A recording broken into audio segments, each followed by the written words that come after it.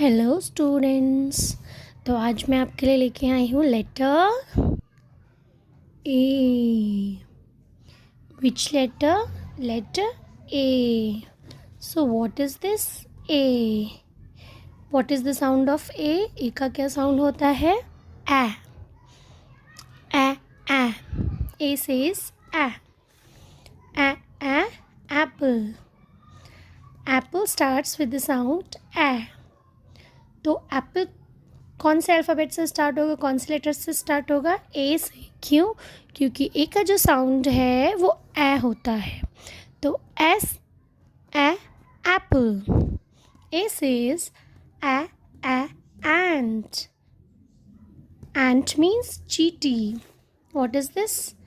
A A arrow. A A axe. A A alligator.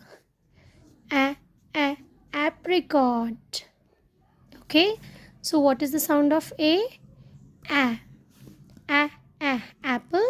Apple ऐसे start होता है, तो एप्पल जो होगा वो ए लेटर से स्टार्ट होगा।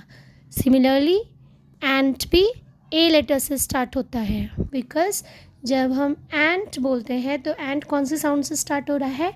ए A A ant. A A arrow.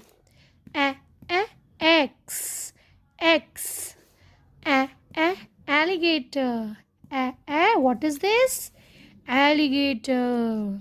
This one is apricot. Very good. Subscribe for more videos.